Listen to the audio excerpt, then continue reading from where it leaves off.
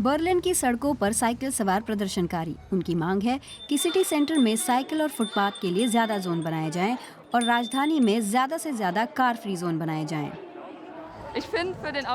मुझे लगता है कि मोटर गाड़ियों के लिए पर्याप्त इंफ्रास्ट्रक्चर है, लेकिन साइकिल सवारों के लिए बहुत कुछ करने की जरूरत है। बर्लिन को और ग्रीन बनाने के लिए हमें संघर्ष करना होगा। कारों को पर्याप्त जगह नहीं मिल पा रही। साइकिलों के लिए जगह बनाने के चलते उनके लिए जगह कम हो गई है। इस पर कार वाले क्या सोचते हैं? दोनों के लिए जगह होनी चाहिए, केवल साइकिलों के लिए ही नहीं और न केवल कारों के लिए। सब जरूरी है।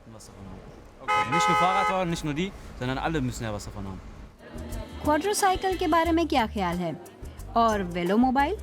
जर्मन राजधानी में तरह तरह के फैशनेबल साइकिलें चलन में हैं। शहर में एवरेज स्पीड 25 किलोमीटर प्रति घंटा रहती है, वरना 30 के आसपास। आज शहर के बीचों बीच प्रदर्शनकारियों के लिए जगह बनाई गई है। पुलिस वाले कारों को यहां आने से रोक रहे हैं। बर्लिन की स्थानीय सरकार ने हाल के सालों में नई ट्रांसपोर्ट नीति बनाई है, जिसके तहत कई नई साइकिल लेन जोड़ी गई हैं और कई सड़कों को केवल साइकिल या पैदल जोन में बदल दिया गया है। फिर भी लोग और बदलावों की जरूरत महसूस करते हैं। बर्लिन की ट्रैफिक में बड़ी कमी लाने के लिए हम एक रेफरेंडम कराना चाहते हैं।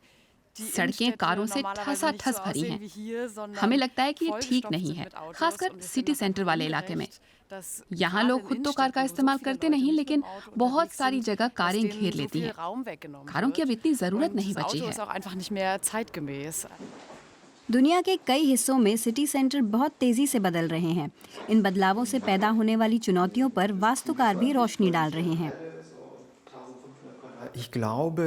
मुझे लगता है कि बहुत पहले से चली आ रही ये पूरी प्रक्रिया महामारी के कारण तेज हो गई है।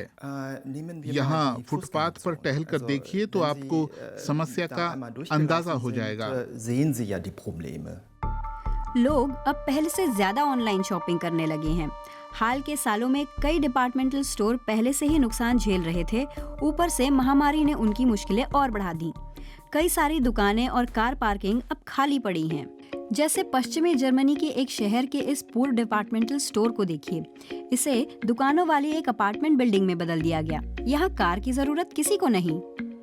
शहरों को रहने और काम करने लायक बनाने पर ध्यान देना होगा।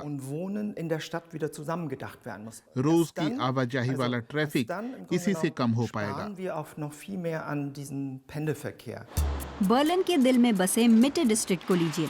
यह बिना कार वाले लोगों के लिए ही डिजाइन किया गया था।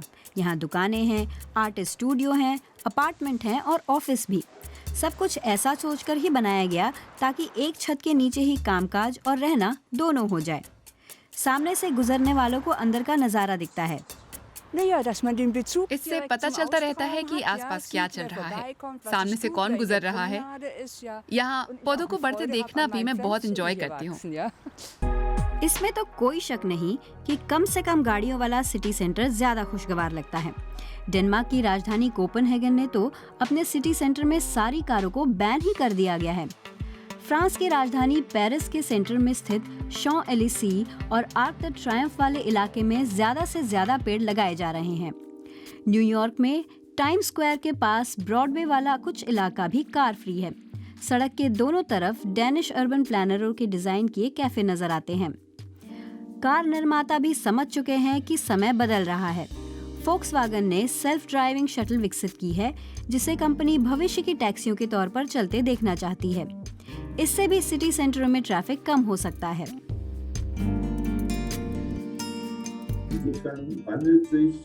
हमारा ब्रांड एक विशुद्ध ऑटोमेकर से मोबिलिटी प्रोवाइडर बनने की ओर चल रहा है।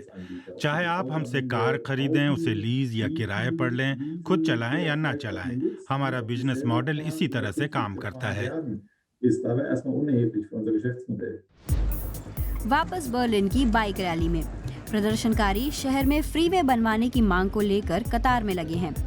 इनकी चली तो भविष्य में जर्मन राजधानी के केंद्र में कम से कम कारों के लिए फ्रीवे की जरूरत ही नहीं रहेगी।